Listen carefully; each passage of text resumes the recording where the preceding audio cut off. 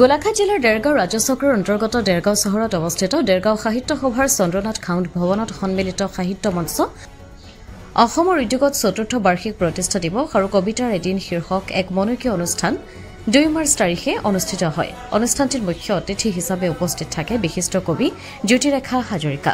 অনুষ্ঠান ভাগিত কবি নীলমণি ফুকনৰ প্ৰতিশ্ৰুতিত বন্তি প্ৰজ্বলন কৰি উন্মোচন কৰে কবিতানুষ্ঠানৰ সঞ্চালিকা পাৰিজাত বৰুৱাই আৰু পুষ্পমাল্য অৰ্পণ কৰে ক্ৰমে সন্মিলিত সাহিত্য মঞ্চৰ মুখ্য প্ৰশাসক দিলীপ তাঁতী, শংকৰদেৱ আৰু দ্বিজুমণি হাজৰিকাই।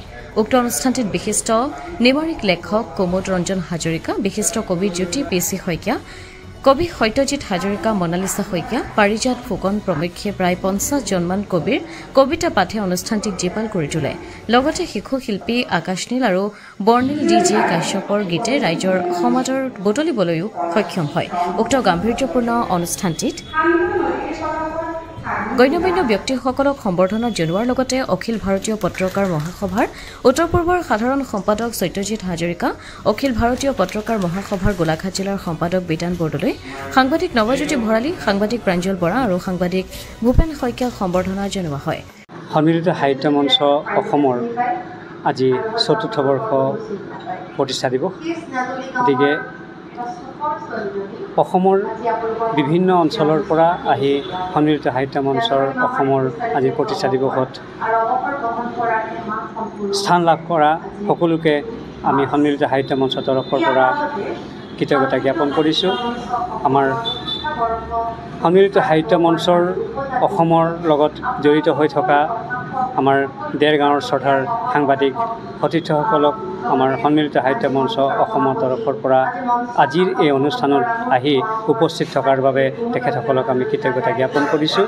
আৰু যিসকল সন্মানীয় কবিয়ে আহি আমাৰ আজিৰ সন্মিলিত সাহিত্য মঞ্চ অসমৰ আজিৰ এই প্ৰতিষ্ঠা দিৱস আৰু কবিতাৰ এদিনত অংশগ্ৰহণ কৰি আজিৰ এই প্ৰতিষ্ঠা দিৱসটি উদযাপন কৰাত আমাক অনুপ্ৰাণিত কৰিলে, তেখেতসকলক আমি কৃতজ্ঞতা জ্ঞাপন কৰিছোঁ। অসমৰ ইমূৰৰ পৰা সিমূৰলৈ আমাৰ সন্মিলিত সাহিত্য মঞ্চৰ অসমৰ লগত জড়িত হৈ থকা সকলো সন্মানীয় কবি সাহিত্যিকক আমি আজিৰ এই প্ৰতিষ্ঠা দিৱসৰ প্ৰাকক্ষণত আমি সন্মিলিত সাহিত্য মঞ্চৰ সমূহ প্ৰশাসক মণ্ডলীৰ তৰফৰ পৰা আমি কৃতজ্ঞতা জ্ঞাপন কৰিছোঁ।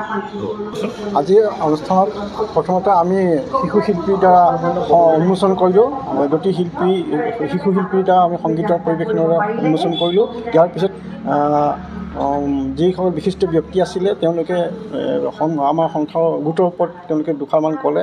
আৰু এতিয়া কবিতাৰ এদিন অনুষ্ঠান পৰিচালিত হৈ আছে আৰু কবিতা পাঠৰ অনুষ্ঠান হৈ আছে।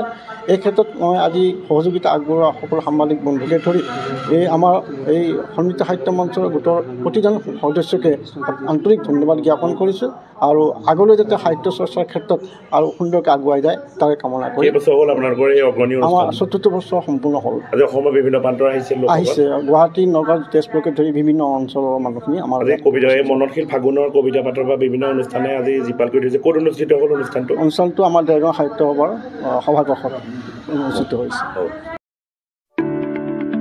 যোৰহাট নগৰৰ মাজমজিয়াত মুকলি হ'ল অত্যাধুনিক সা সুবিধাযুক্ত বিলাসী অতিথিশালা শ্ৰাংগিল্লা হোমষ্টে। দৈনন্দিন জীৱনৰ ব্যস্ততাৰ মাজত অকণমান সময় বা এটা ৰাতি এটি শান্তিৰ সেউজীয়া ঘৰুৱা পৰিৱেশত নিজৰ প্ৰিয়জন অথবা পৰিয়ালৰ লগত কটাব বিচাৰিছে নেকি আপুনি? তেনেহলে আহক শ্ৰাংগিল্লা হোমষ্টেলৈ। শ্ৰাংগিল্লা হোমষ্টে পৰিয়ালৰ পৰা আপোনালৈ আন্তৰিক স্বাগতম। হয়, এটা অসমীয়া ঘৰুৱা পৰিৱেশৰ লগতে আপোনালোকে ইয়াত লাভ কৰিব শ্ৰাংগিল্লা পৰিয়ালৰ উষ্ম আতিথ্য আৰু অসমীয়া থলুৱা খাদ্য সম্ভাৰ।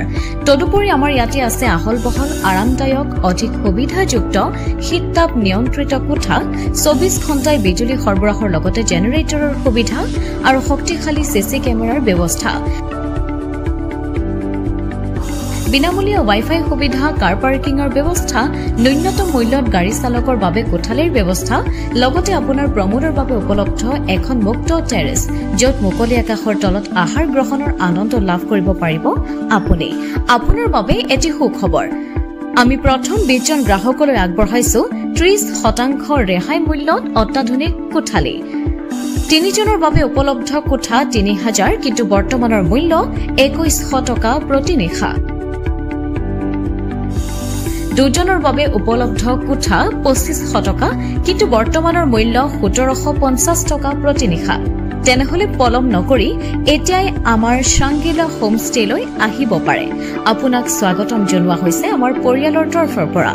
অধিক জানিবৰ বাবে আমাৰ যোগাযোগ নম্বৰত যোগাযোগ কৰক। আমাৰ ঠিকনা DCB ৰোড, হেমবৰুৱা পথ, তৰাজান কাকতি গাঁও, যোৰহাট।